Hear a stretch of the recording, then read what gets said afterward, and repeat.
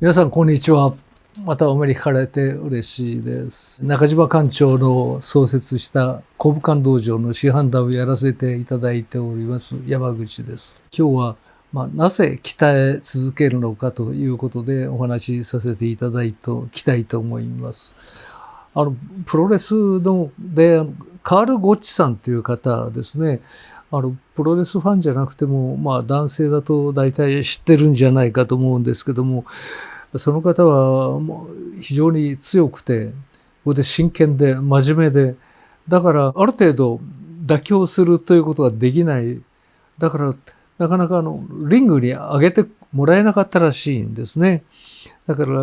プロモーターから干されちゃってですね。だけど大勢日本のプロレスラーその方に習ってプロレスの神様と呼ばれていたんですけども、その方が60過ぎてもですね、トレーニング欠かさなかった。朝から夕方までですね、スクワットだとか腕立て、それから水泳ジョギングなんかをしてですね、延々と続けてたらしいんですね。そうすると周りの人に聞かれるんですよね。もうあなたは試合出ないんでしょう。どうしてそんなにいつまでも真剣になって鍛えてるんですか。そうするとね、そのカルコシさんの答えが素晴らしいんですけども、鍛えには3種類あるんだっていうんですね。若い時の鍛える。それは心と体の両方を鍛えるんだって。これから人生いろんなことあるんじゃないか。その場合に心で折れない。体でも負けない。そういう体を作るのが若い時のトレーニング。じゃあ中年になったらどうかっていうと、中年になったら生きるためのトレーニングだっていうんですね。中年になると家庭も持つし、社会的にも責任が出てくる。そのためにそれを乗り越えなくちゃいけない。そのためのトレーニングなんだ。じゃあ、年取ったら何のためにっていうとですね、人間であるためにっていうんですね。人間であるためって言ってもちょっと広すぎてよくわからないんですけども、人間の尊厳を維持する。やっぱり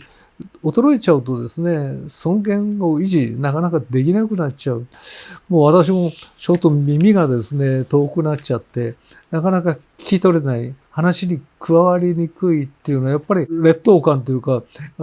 これはまずいなと思うんですけども、それは仕方がないですね。ですけど、だからといって、例えば敬老会のようなところですね、私は行きたくない。敬われるような年寄りじゃなくてですね、自分には自分の、意思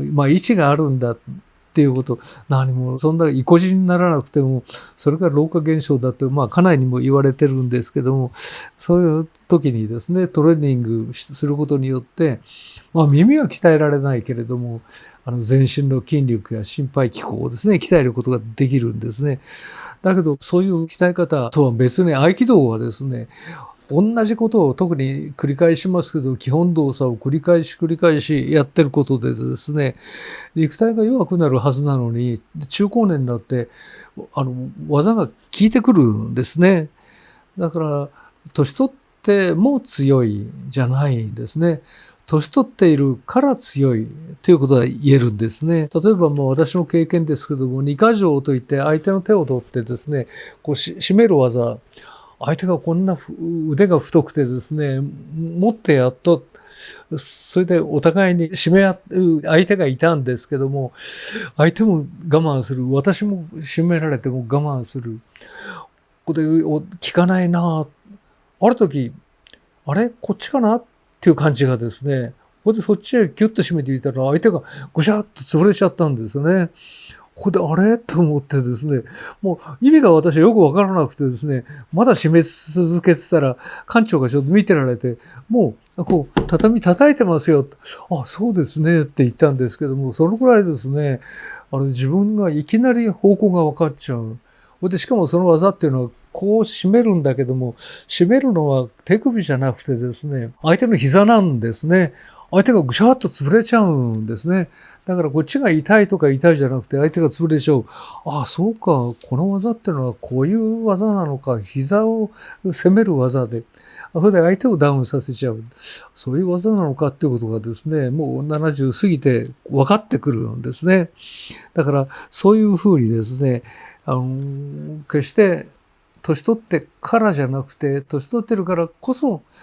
くような技が自然に出てくる。だからそういうスポーツと違ってですね、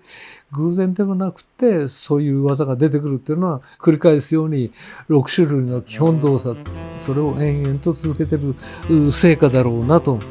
中島館長のご指導をですね、馬鹿正直にというかですね、我々はそのまんま受けて、それでそのまんま、強くなっているということを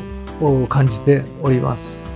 今日はご清聴ありがとうございました。またお目にかかりましょう。